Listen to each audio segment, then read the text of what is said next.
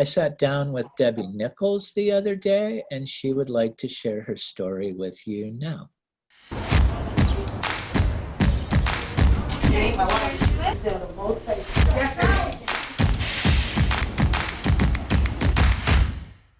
Hello, my name is Debbie Nichols, and I would like to tell you how real change changed my life.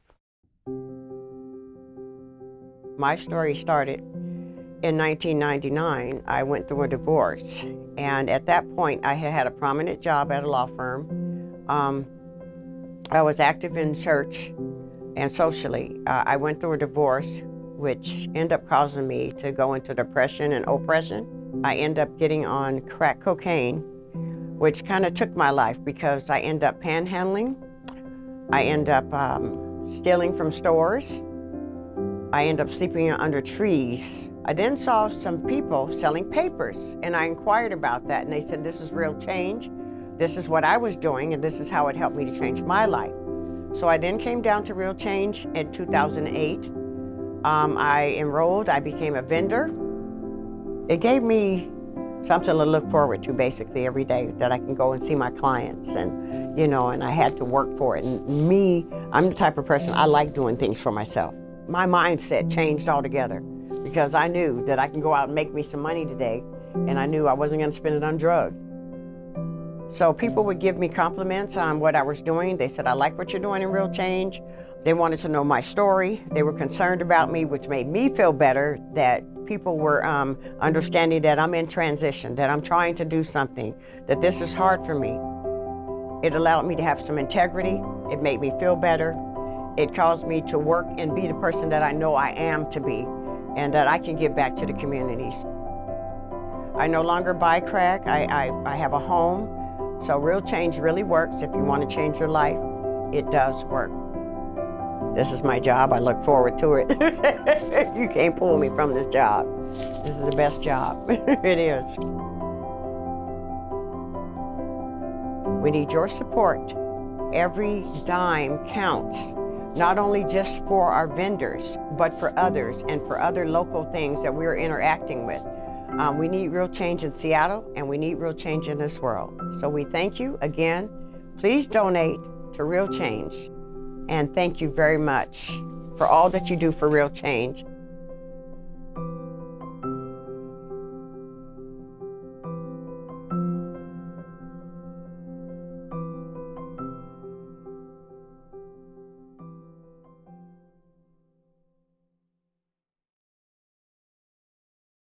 We love Debbie. She does a fantastic job as a vendor. I'm really glad that we were able to share that story with you this morning. It takes a lot of courage for Debbie to share her story, and we're very appreciative of her work and happy for her success. Please show your support for Debbie and all of our vendors by going to our website to make your gift this morning. When you give today, our partners at the Lucky 7 Foundation will match all gifts of $250 or more. You'll receive a Real Change t-shirt like the one Juan is wearing. And we know that this is a difficult time for many people, and Real Change has always been powered by lots and lots of grassroots gifts of all amounts from folks like you. So please give what you can today and know that your contribution makes Real Change possible. We've shared that URL in the chat window, but again, it's tinyurl.com/imaginechange2020. Now we're going to bring it back to questions from the audience for our panel. I'd like to invite you again to submit your questions. Click on the Q&A icon at the bottom of your screen, like I'm going to right now. And it looks like we've got some things queued up. All righty. So from, I hope I don't butcher this, Atulia Chaganti. Thank you so much for your time and hard work. You have given me hope in such a hopeless time. My question is, we are in for crisis, like leader Nikkita said. So how do we keep doing work with these new constraints? Have you found new mediums or procedures that have worked well? Maybe even some cool new solutions that can be evolved and built on going forward. Nikkita, since they called you out specifically on this question, why don't we start with you? Yeah, I mean, I think one of them is I think there's a lot of solutions, but I'm not even sure they're like new. I really feel passionate about the mutual aid networks that are rising up and being organized by folks, whether that's mutual aid of like getting groceries for people, distributing cash assistance, or providing support services in vacant spaces. I think as a community, we actually have a ton of resources that if we do the self-reorganizing and distributing to each other, we can at least create the networks that help people survive through this time. I think technology offers a lot to us. That also is a very inequitable area. One thing the city has really failed on is municipal broadband. And no time like this time right now has revealed how important treating internet as a public utility is to make sure that people have access to it, whether that's for access to jobs or education or just to be socially engaged with people. I mean, we're human beings, you know, we're meant to be social. And so the mental health crises that people are facing right now are huge. I've been working with some communities around addiction and the needs of our loved ones that may be struggling with addiction or using coping mechanisms right now. And so we've been talking for years about safe injection sites or ways to make sure that folks don't use alone, or having access to naloxone kits, or even like doctors being willing to prescribe folks alternatives that keep them from needing to go out and find drugs to use that might be safer or allow them, you know, to be safer even in this time of pandemic. And I know that those are solutions that obviously are controversial. And at the same time, we want to keep people alive while simultaneously doing the work of building a better, healthier world that people can live in. Lastly, I would just say, you know, like taking precautions while organizing. They've seen that the protests, people are very consistently wearing masks and taking care of each other, and protests have not contributed to the spread of COVID at the level that one would think. And I do think that's because of the community care and the ways in which people are trying to safely engage and exercising those rights and being a part of the movement.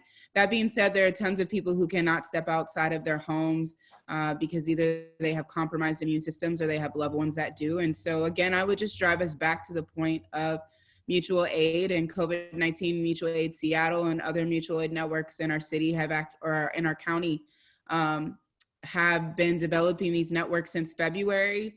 They have GoFundMe's up and websites. They have forums where you can access grocery support or be a volunteer to transport groceries.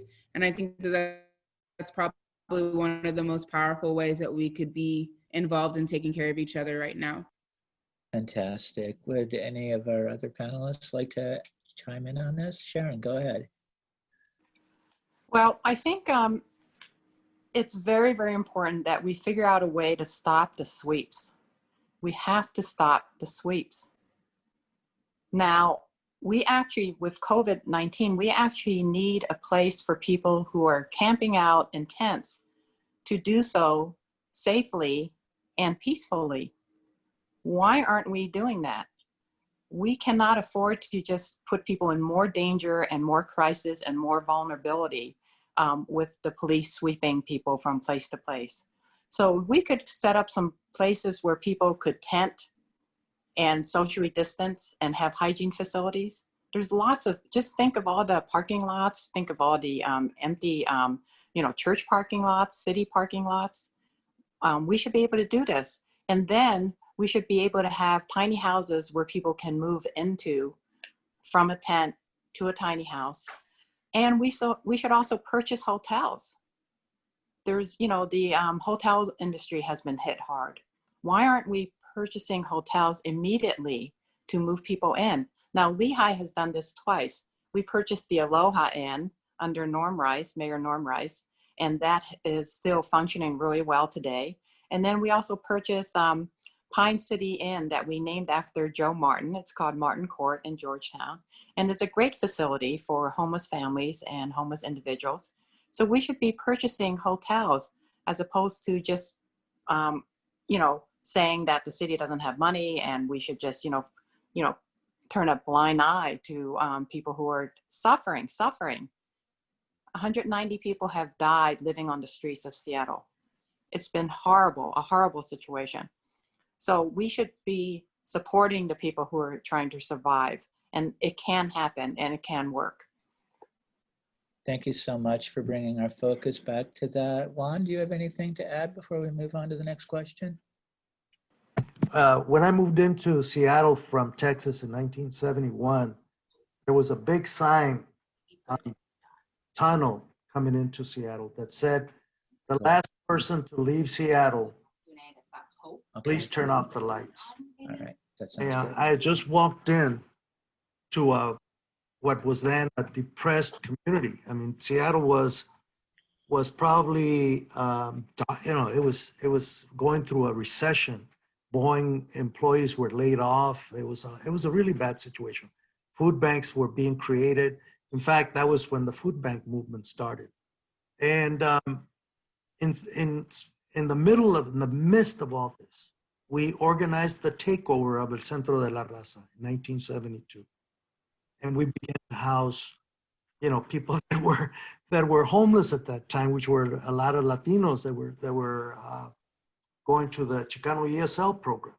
And ever since then, we've kept organizing, a lot of the folks that kept organizing. So, in spite of the situation as bad as it is, there is hope. There's always hope. That is not something that we have ever have the luxury of giving up. And that, along with our imagination, will give us the tools that we have, that we need in order to move forward humanity. Because that's what we do. I mean, we just walked out of the caves. We've just pulled the tail behind our back, and socially, we're probably the most backward we have ever been. Technologically, we're very, very advanced. I mean, I was reading a report that said that, the workers were being displaced at high rates because of the new technology that's being developed, automated. And so these problems are going to be expanded.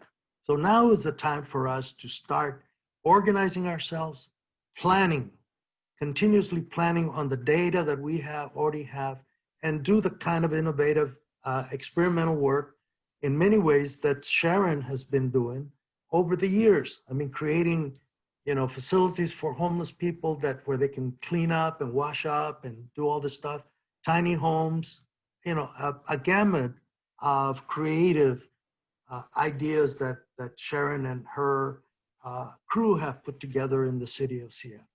And with the energy and forcefulness and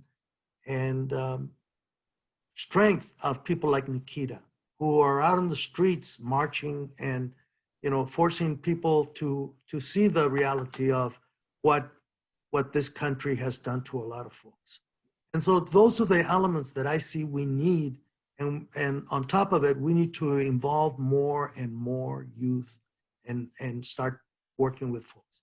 Because the mess we're in, we created it. We can change it.